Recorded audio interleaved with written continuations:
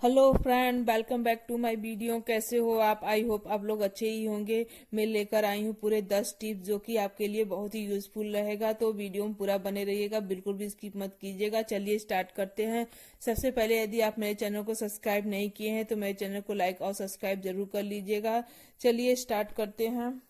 यहाँ पर हमने दो माचिस के डिब्बे लिए हैं, जो कि एक खाली डिब्बा है और दूसरा भरा हुआ माचिस की तीली से भरा हुआ है। यहाँ पे आप देख सकते हैं दो डिब्बे आपको लेनी है, और एक खाली और एक भरा हुआ। इसके बाद आपको ले लेना है डबल सेलो टेप और पीछे की तरफ इस तरह आपको पेस्ट कर देना है। इस तरह आपको पेस्ट करना है। उसके बाद दूसरा माचिस के डिब्बे को इस तरह आपको पेस्ट कर देना है। दोस्तों, आपको पता ही है कि पूजा करते समय हमें माचिस की जरूरत पड़ती है, और पूजा करने के बाद हम लोग जब भी जलाते हैं तो जलाने के बाद उसकी तीली को जो है इधर उधर फेंक देते हैं, जिससे कि हमारा जमीन भी काफी गंदा हो जाता है।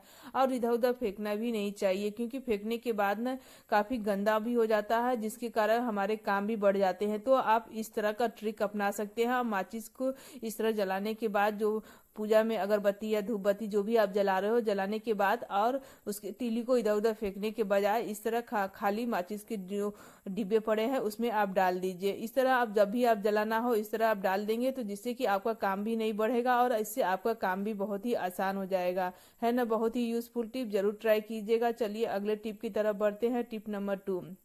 फ्रेंड, आप सभी लोग को पता ही है कि चाहे जितना भी हम लोग बच के रहें, मच्छर कहीं ना कहीं से हम लोग को काट ही लेते हैं। दिन में एक आध बार तो काट ही लेते हैं। चाहे जितना भी आप बचकर रहें फिर भी काट ही लेते हैं। और कुछ लोग को मच्छर काटने से इतनी ज्यादा एलर्जी होती है कि उनको यहाँ इतनी ज्यादा खुजली होती है, खुजलाते खुजलाते वहां की स्किन निकल जाती है, वहां की चमड़ी यहाँ पे छोड़ने लगती है, बहुत ज्यादा उनको खुजली होती है। तो जिनको बहुत ज्यादा खुजली होती है मच्छर काटने के बाद, तो वो क्या कीजिएगा कि उनको थोड़ा सा आपको इस तरह सेवलान ले लेना है। सेवलान है तो ठीक है, नहीं तो डेटॉल है तो डेटॉल को डायरेक्ट नहीं लगाना है, थोड़ा सा पानी के साथ मिक्स करके लगाइए। और सेवलान है तो डायरेक्ट इस तरह कॉटन में लगाकर थोड़ा सा लगा लीजिए। इस तरह बिल्कुल भी खुजली नहीं होगी। जब भी आपको मच्छर काटता है तो इस तरह का ट्रिक अपना सकते हैं। इसके लगाने के बाद 1 मिनट के बाद ही देखेंगे बिल्कुल भी खुजली होना बंद हो जाएगा। तो जब भी इस तरह के किसी को प्रॉब्लम होती है, क्योंकि बहुत ज्यादा एलर्जी हो जाती है मच्छर काटने से, बहुत ज्यादा खुजली होती है, तो ये वाला ट्रिक जरूर अपनाइए। यह भी वीडियो बहुत ही यूजफुल है, जरूर ट्राई कीजिएगा। चलिए अगले टिप की तरफ बढ़ते हैं। Tip number 3। दोस्तों, यह बहुत ही पुराना नुस्खा है, जरूर अपनाइएगा। बहुत ही पावरफुल नुस्खा है, दादी नानी लोग का यह नुस्खा है, तो मैं यहाँ पे आप लोगों के साथ शेयर कर रही हूँ। जब भी दाल यूज करते हैं हम लोग, कोई भी दाल यूज करते हैं, तो आप देखे होंगे कि उसमें कीड़े पड़ जाते हैं। यदि लंबे समय तक उसको रख दिया जाए तो उसमें बहुत जल्दी कीड़े पड़ जाते हैं। खास तौर से कुछ दालें ऐसी होती है जो हम कभी कभी यूज करते हैं, डेली यूज नहीं करते हैं, लेकिन कभी कभी यूज करते हैं। और कभी कभी यूज करने के कारण हम लोग उसको लंबे समय तक रखे रहते हैं और उसमें बहुत जल्दी इसमें कीड़े पड़ जाते हैं। आप चाहते हैं कि उसमें बिल्कुल भी कीड़े ना पड़े, तो आप थोड़ा थोड़ा नमक उसमें डाल दीजिए। 1-1 टेबल स्पून के बराबर आप नमक डाल दीजिए। वैसे जितना दाल है उस हिसाब से आप नमक डाल सकते हैं। नमक डालने के बाद अच्छे से इसको मिक्स कर दीजिए, और मिक्स करने के बाद आप इसको रख दीजिए। साल 2 साल 3 साल भी रखेंगे तो भी आपके दाल में बिल्कुल भी कीड़े नहीं पड़ेंगे। किसी भी प्रकार का कोई भी दाल हो, आप उसमें इस तरह का ट्रिक अपना सकते हैं। ये दादी नानी लोग का नुस्खा है, जो कि बहुत ही पावरफुल नुस्खा है। एक बार जरूर ट्राई करके देखिएगा। यह वीडियो बहुत ही यूजफुल है। तो वीडियो जरा सा भी यूजफुल लगे तो मेरे वीडियो को लाइक सब्सक्राइब शेयर जरूर कीजिएगा। चलिए अगले टिप की तरफ बढ़ते हैं। अगला टिप मेरा यह है कि शरीर में यदि आपके खून में यूरिक एसिड की मात्रा बहुत अधिक यदि बढ़ जाती है, तो हमें बहुत सारी बीमारियां होने लगती है, जैसे दिल का दौरा होना पड़ना। बहुत सारी ऐसी बीमारियां होती है जो यूरिक एसिड के कारण भी होती है। तो आप जब भी दाल बनाए तो आप अपने दाल में से जो ऊपर की तरफ इस तरह झाग जैसे बन जाते हैं उसको जरूर निकाल दीजिएगा, क्योंकि इसी कारण हमारे शरीर में यूरिक एसिड की मात्रा बढ़ती है, जिसके कारण हमें अनेक बीमारियां होती है। तो जब भी दाल बनाए तो इस तरह ऊपर के जो भी झाग है उसको जरूर बाहर निकाल दीजिएगा। यह भी। चलिए अगले टिप की तरफ बढ़ते हैं। अगला टिप मेरा यह है कि चाबियों को संभाल कर रखना बहुत ही मुश्किल काम होता है। चाहे गुच्छे की चाबी हो चाहे सिंगल चाबी हो, तो इनको संभाल कर रखना बहुत ही मुश्किल होता है। खास तौर से उस समय जब यदि हम सफर पे जा रहे हो, तो उस समय तो इस तरह स्थिति बनी हुई रहती है कि हम चाबी कहाँ रखें जिससे कि हमारा चाबी एकदम सुरक्षित रहे। तो मैं इसके लिए खास ट्रिक लाई हूँ, जिससे कि आप अपने चाबी को इस तरह रखेंगे जिससे कि आपको बहुत ज्यादा खोजने की भी जरूरत नहीं पड़ेगी और आपका चाबी भी एकदम सुरक्षित रहेगा। तो इस तरह आप यदि पर्स में भी डाल लेते हो तो काफी गहरा पर्स होने के कारण इधर उधर हो जाते हैं और मिलते भी नहीं है। छोटी चाबी है तो खास तौर से इधर उधर हो जाती है। तो आप यह ट्रिक अपना सकते हैं कि कोई भी आप सेफ्टी पिन ले लीजिए इस तरह, और चाबी के गुच्छे को, चाहे तो सिंगल चाबी हो तो इस तरह आप गुच्छे को पिन के साथ इस तरह लगा दीजिए। इस तरह चाबी लटका रहेगा और आपका चाबी इस तरह सुरक्षित भी रहेगा। चलिए अगले टिप की तरफ बढ़ते हैं। अगला टिप भी मेरा पर्स को लेकर ही है। यदि आप पर्स को लेकर बाहर जा रहे हो और आपको लगता है कि आपके पर्स में से कोई भी सामान ना ले और आपके पर्स से जिप में से कोई भी खोलकर कोई भी सामान ना निकाल सके, तो इसके लिए मैं खास ट्रिक लाई हूँ जिससे कि आपका पर्स एकदम सुरक्षित रहेगा और आपका जिप खोलकर, जो पर्स का जिप है खोलकर कोई भी सामान नहीं निकाल सकता है। तो आप क्या कीजिएगा कि कोई भी एक सेफ्टी पिन ले लीजिए और इस तरह जिप को बंद करने के बाद इस तरह आप साइड से लगा दीजिए वहां पर, और लगाने के बाद आप देखेंगे कि आपका ये जिप कोई भी खोल नहीं सकता है जब तक उस सेफ्टी पिन को न निकाले।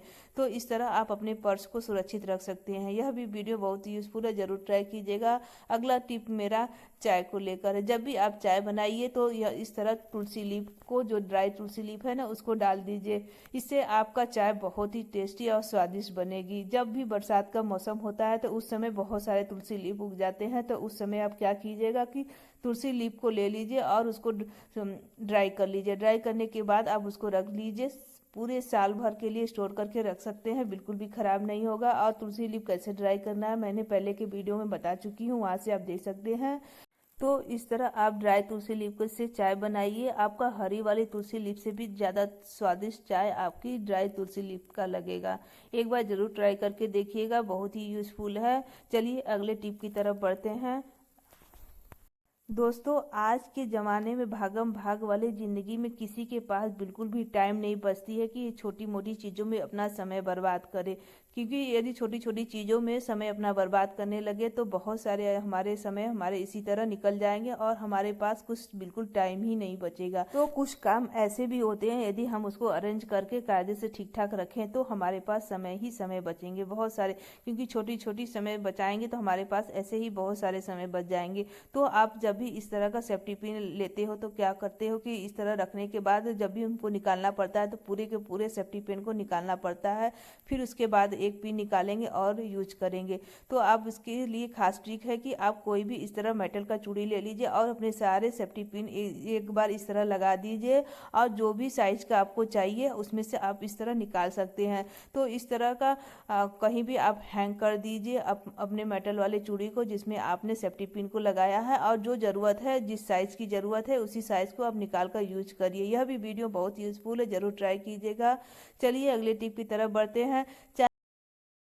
चाय बनाने के बाद आप इसी तरह पतीले में उसके चाय पत्ती को सीधा छोड़ देंगे तो सारे के सारे चाय पत्ती हमारे नाली में बह जाते हैं और हमारे सिंक में काफ़ी जाम हो जाती है। तो आप क्या कीजिएगा, चाय बनाने के बाद उसके पत्ती को सिंक में न बहने की बजाय एक छन्नी में छान लीजिए। यदि मैट आपके घर में काम करती है तो वो तो पूरे के पूरे आपके नाली में बहा देगी, तो ऐसा बिल्कुल भी ना होने दीजिए।